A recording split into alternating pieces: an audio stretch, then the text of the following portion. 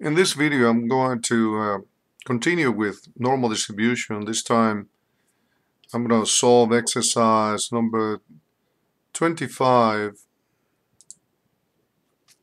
on page 96.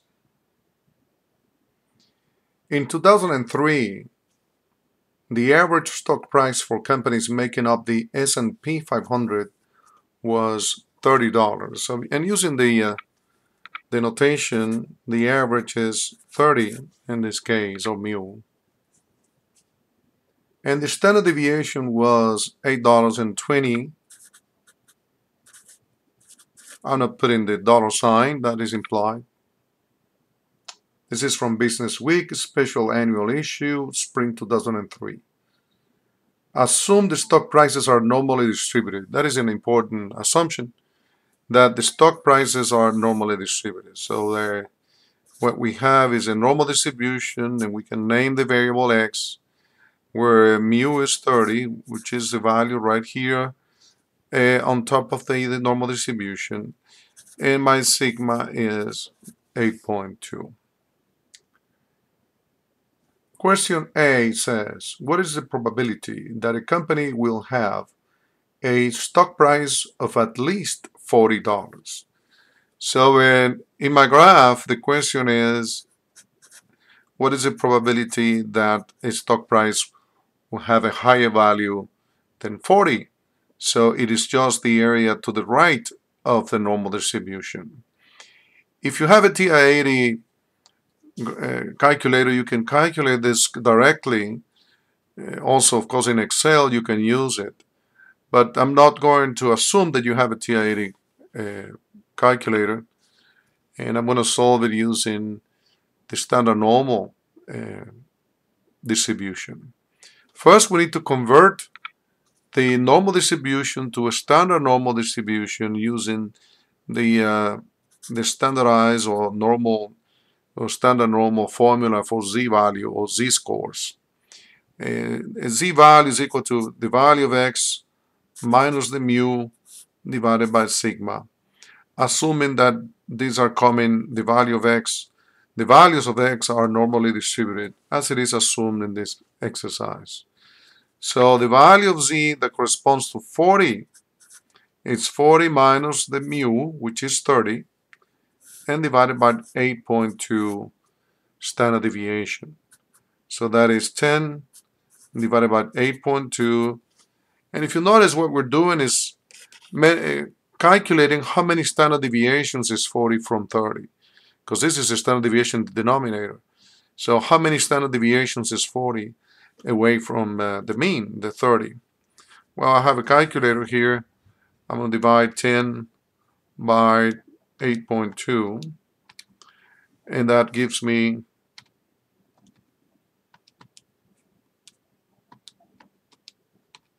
1.22. So in my standard normal distribution,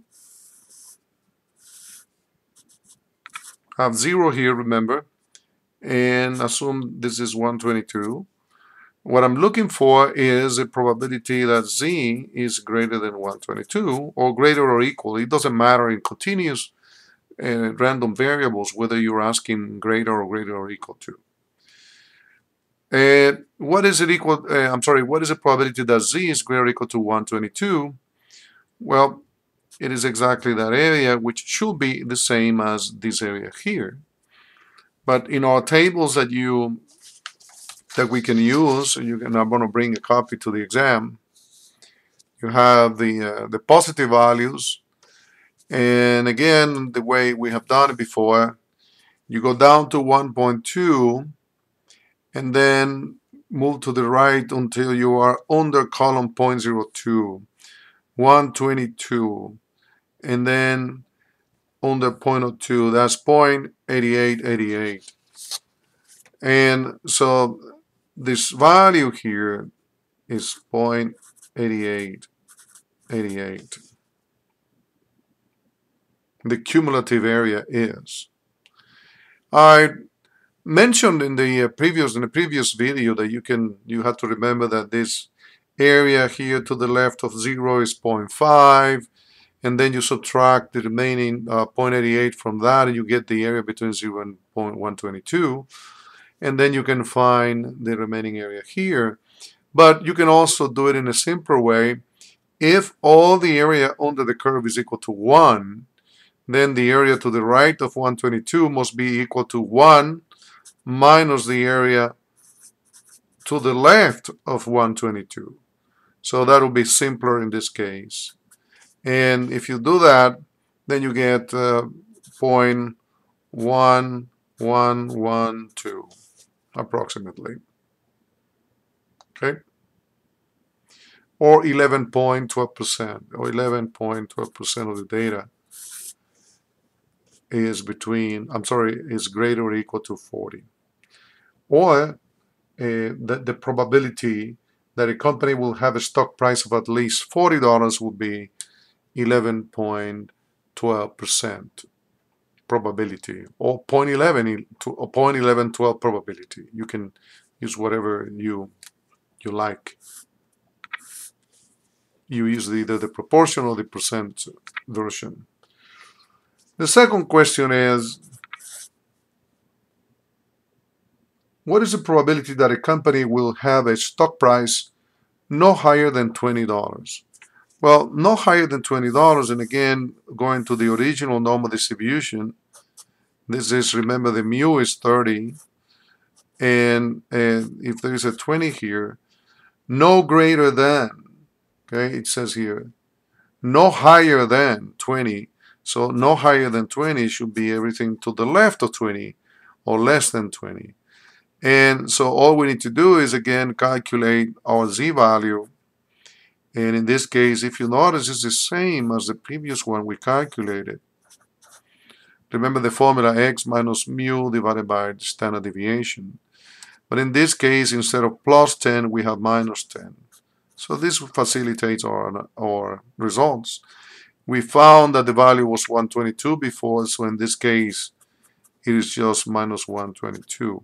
What that means is that both are at the same distance in terms of standard deviations from the mean. So both are 122 standard deviations away from the mean. So what is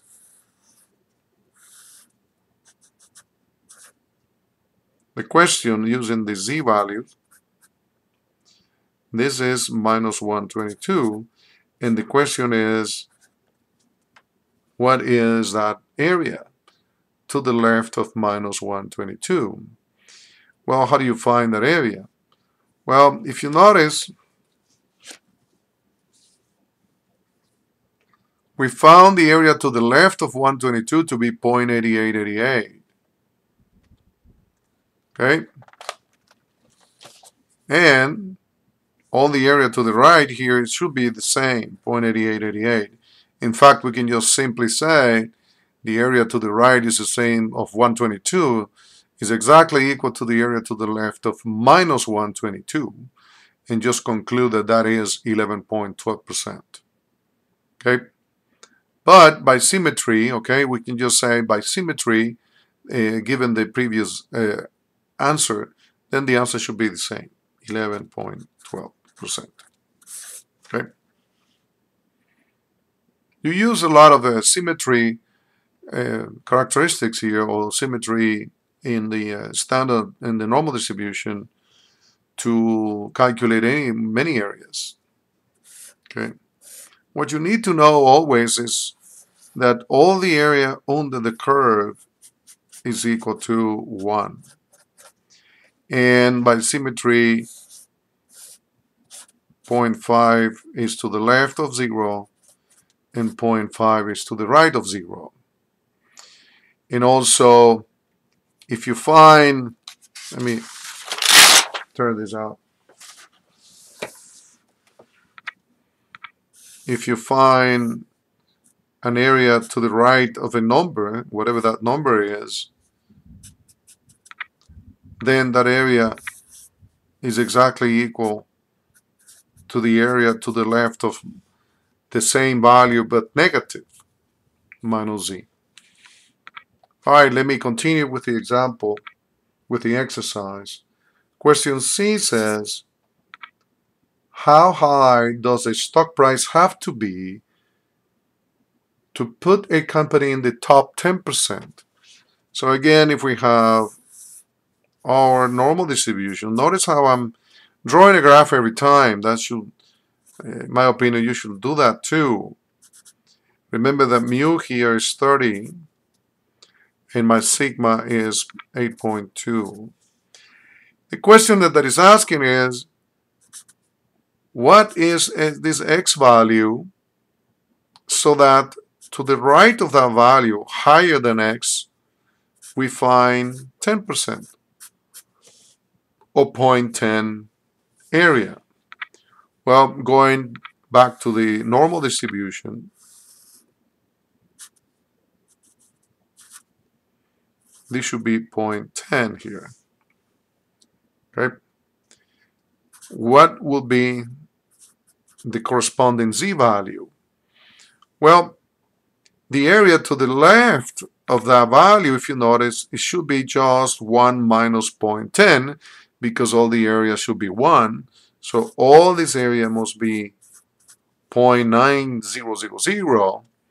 And if we go to the table, and this time we're not looking for z values, we're looking for areas, which are red, starting from the second column here, all the area to all these columns to the right, all these numbers are areas. Remember, cumulative areas. Cumulative is defined as the area to the left of z, and on the negative table is areas to the left of minus z. All right, so let me go back to the table here. So if you read the first column, go down. If you go as you go down, since this number of z, the z number increases, and so the number here also increases. Okay, because these are area to the left of z. So just keep going until you reach a value of 0.90. Okay, if you exceed 0.90, like this one here right next to 1.3 is 0.9032. That means you have already passed the value. You already passed the value where you need to stop. You need to stop on 1.2 because the next value is 0.8849, which is under 0.9032. And then move to the right, until you reach the closest value to 0.90. The closest value to 0.90. Notice here, well, if you are reading the table, perhaps on my screen, you're not going to read it very clearly. This is 0.8997. And again, I'm on the 1.2 z value. This is 1.2 right here in the beginning. As you move to the right, this is 0.8997, under 0.08. And then under the column, 0.08. Then under the column 0.09, the next value is 0.9015, which exceed 0.90. So my closest value is 0.8997, which is under 0.08 here. So my z value should be 1.28. Okay, so this value here is 1.28. So now I can just find x using the same standardized z-score or standard normal formula. Z is equal to, remember, x minus mu divided by sigma. Well, my z value is 128. My x value I don't know. That's what I'm trying to find, this value here, that corresponds to a z value is 128. And then minus 30, which I know, and 8.2. So it's just a matter of solving for x. What is x equal to?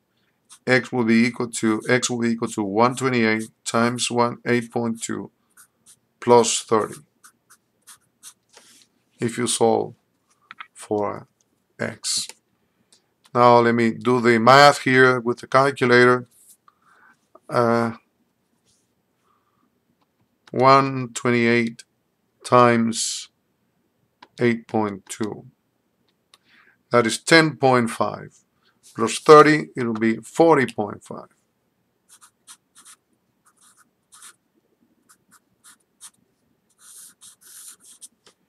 So my value will be 40.5.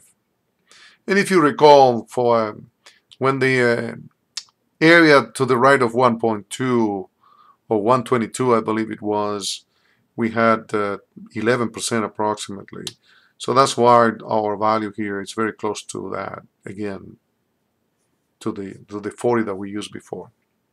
But the important thing is that you know how to calculate an X value given that there is an area that is given to us. I mean, given an area, then what is the X value? Well, you work the problem backwards in a sense. You calculate the Z value and then you find the X.